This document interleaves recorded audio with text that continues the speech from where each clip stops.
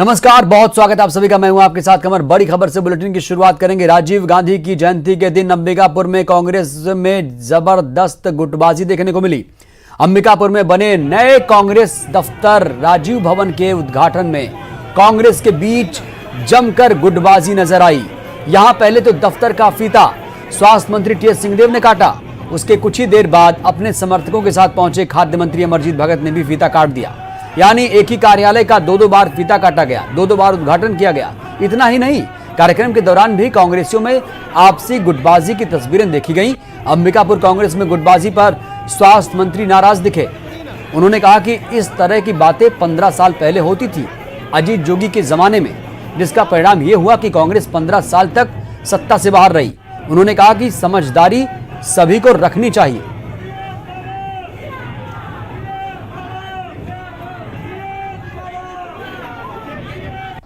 मैंने तो देखा नहीं, पता नहीं, कभी कुछ सुनाई नहीं देता है, कभी कुछ दिखता नहीं है। थोड़ी ये अप्रिय सी स्थिति है, ये नहीं होनी चाहिए। मैंने भी देखा कि नाम ले लेके नारे लगाने की जो प्रवृत्ति है, हमने जोगी जी के समय देखा था कि ऐसा होता था और उसका परिणाम ये रहा कि 15 साल तक कांग्रेस सत्ता के बाहर रही। तो समझदारी हमको रखनी चाहिए कि ये नारे लगें तो केवल राजीव जी वो अमर रहे जिनकी स्मृति में हमने ये भवन दिया है, सोनिया जी जो हमारी अध्यक्ष हैं, राहुल जी जो हमारे प्रेरणा हैं, हमारे भविष्य हैं, कांग्रेस पार्टी। नारे शुद्ध रूप से ये लगने चाहिए। खुशी के मौका में कोई भी, जैसे कोई आयोजन रहता है कि मेरा केक काट दीजिए, दो केक कट जाता है, 2 नहीं 10 केक कट जाता है, और थोड़ा सा काटना ही तो रहता है, उसमें कोई बात क्या है। उसी प्रकार कार्ड का बात बोल रहे हैं, सबको बुलाना ही तो था। एक कार्ड में राजीव गांधी किसान न्याय योजना का उल्लेख नहीं था उसमें, इसलिए दूसरा छपवा लिए लोग।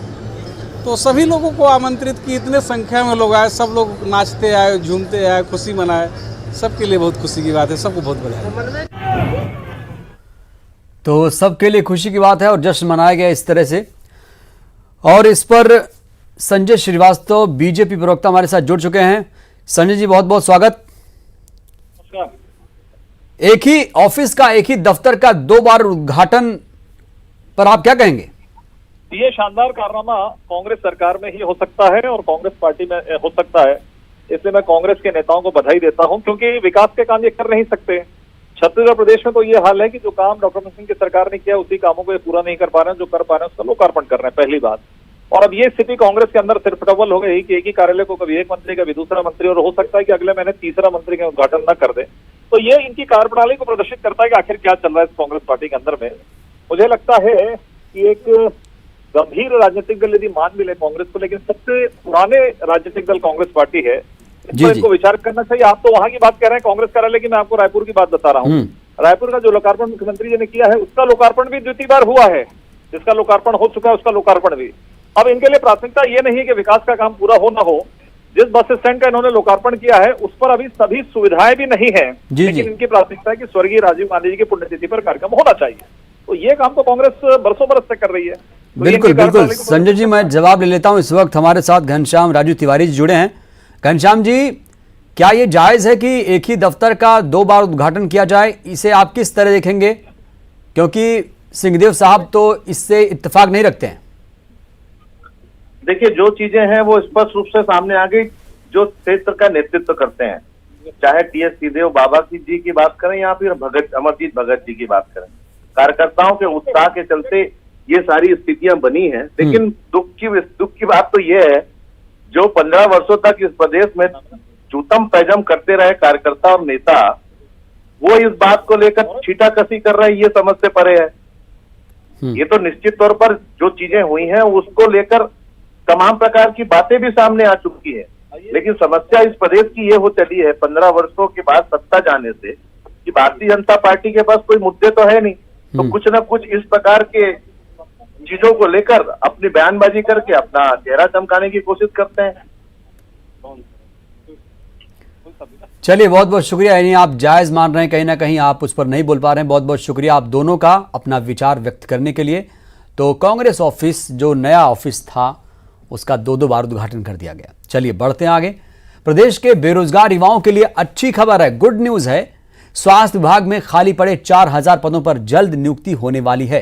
स्वास्थ्य विभाग को मजबूत करने के तहत विभाग जल्द ही 4000 पदों के लिए भर्ती प्रक्रिया शुरू करने जा रहा है। स्वास्थ्य मंत्री टीएस सिंहदेव ने ट्वीट करके जानकारी दी कि स्वास्थ्य और परिवार कल्याण विभाग में 3948 खाली पड़े पदों को जल्द ही भर दिया जाएगा और इसकी प्रक्रिया भी शुरू कर दी जाएगी। अपने ट्वीट में स्वास्थ्य मंत्री ने लिखा कि आप सभी को संतोष के साथ सूचित करना चाहता हूं कि हम स्वास्थ्य एवं परिवार कल्याण विभाग में 3948 रिक्त पदों की आपूर्ति करने जा रहे हैं। इस पहल से न सिर्फ राज्य के हजारों युवाओं को रोजगार मिलेगा, साथ ही स्वास्थ्य विभाग और भी ज्यादा सुदृढ़ होगा।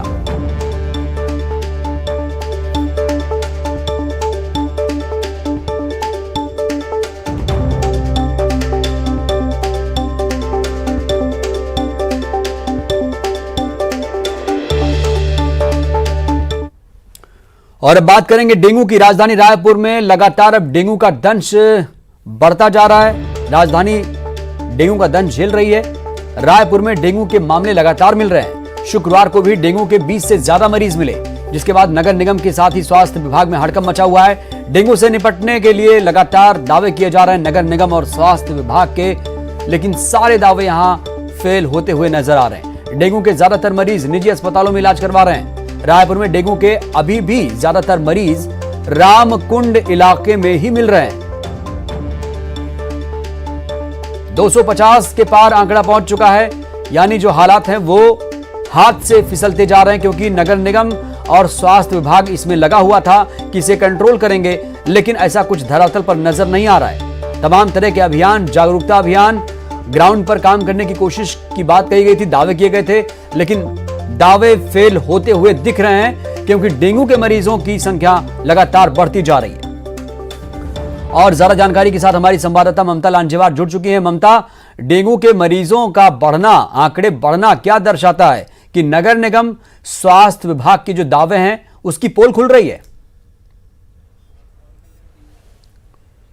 देखिए, अगर हम बात करें तो ये कोई कुछ नया नहीं है, चाहे किसी की भी सरकार हो, लेकिन जो हम देखते हैं कि नगर निगम की जो कार्यप्रणाली है उसको लेकर हमेशा से ही अगर बात करें तो शिकायतें रही है।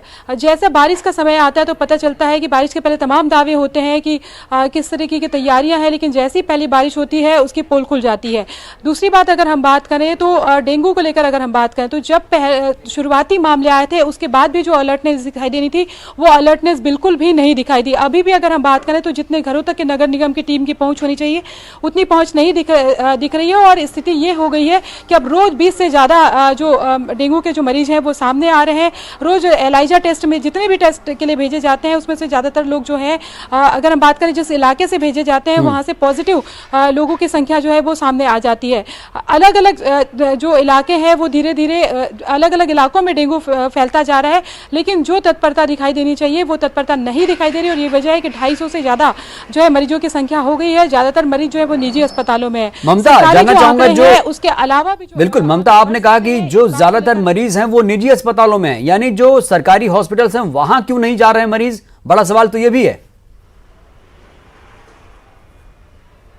बिल्कुल, ये जिस तरीके से निजी अस्पताल मरीज पहुंच रहे हैं वो भी ये एक बड़ा सवाल भी ये है कि निजी प्राइवेट सरकारी अस्पताल वो क्यों नहीं जा रहे हैं। दूसरी बात अगर हम बात करें तो जिस तरीके से रोज नए इलाके आ रहे हैं तो ये समझने की ज़रूरत है कि किस तरीके से जो है डेंगू का प्रकोप बढ़ता जा रहा है।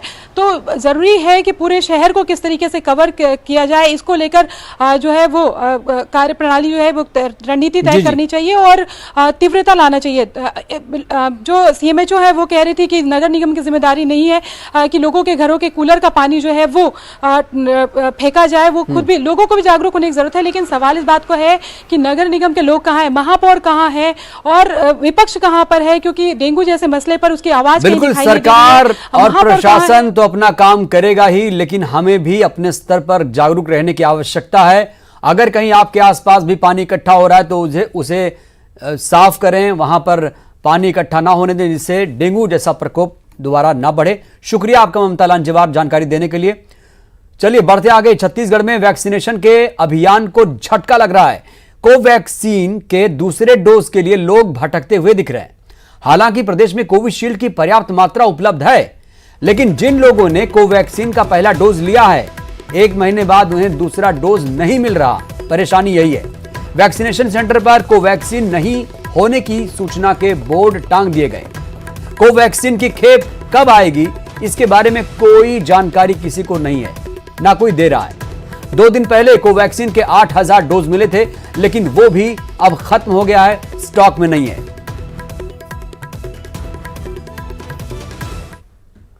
पूर्व मुख्यमंत्री डॉक्टर रमन सिंह आज बलौदाबाजार के दौरे पर रहेंगे। वह यहां बलौदाबाजार के मुख्य मार्ग पर स्वर्गीय वंशराज तिवारी की प्रतिमा का अनावरण करेंगे। इसके साथ ही रमन सिंह निजी अंग्रेजी स्कूल के भवन का भी लोकार्पण करेंगे। तो आज का कार्यक्रम पूर्व सीएम का बहुत ही बिजी रहने वाला है। बलौदाबाजार के दौरे पर रहेंगे डॉक्टर रमन सिंह।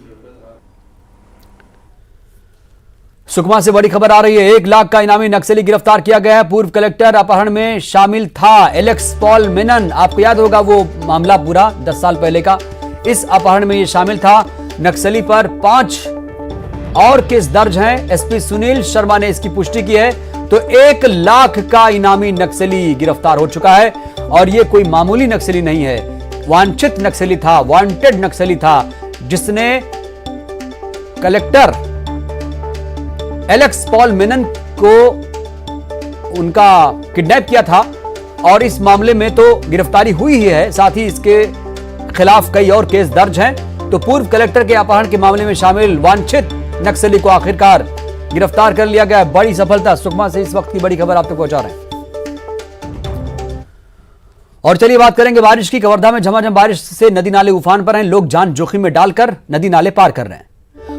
पंडरियार में हरी नाला पार करते धान से भरा ट्रक पलट गया। हादसे में ट्रक का ड्राइवर और हेल्पर बाल बाल बच गए। आप देख सकते हैं कि पानी की तेज धार में किस तरह से ट्रक पलट गया। हादसे के बाद मौके पर लोगों की भीड़ इकट्ठा हो गई। तो यह है बदइंतजामी की तस्वीरें आप तक पहुंचा रहे हैं। पंडरिया में नाला पार करते समय ट्रक पलट गया, जबकि ड्राइवर को, हेल्पर को इससे बचना चाहिए था। शॉर्टकट के चक्कर में लोग जान जोखिम में डाल रहे हैं।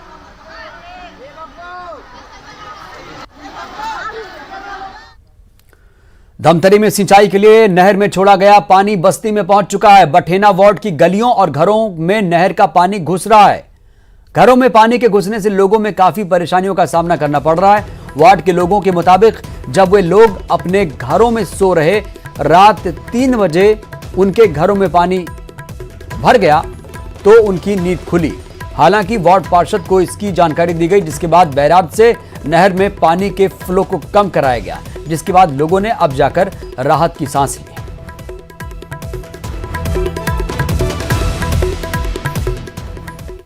आई से मास्टर हता पानी थोड़ा थोड़ा सा लगना जात रही थे। तो ओकर बाद में ना सुबेरे उठे तो देखें तो पूरा पेट पानी ऐसे छलकत रही से, ऐसे मारी भर नहर का पानी भर गया था बहुत ज्यादा। इसके घर में पूरा नींग रहे थे पानी लोग। और यहाँ रुकेंगे एक छोटे से ब्रेक के लिए।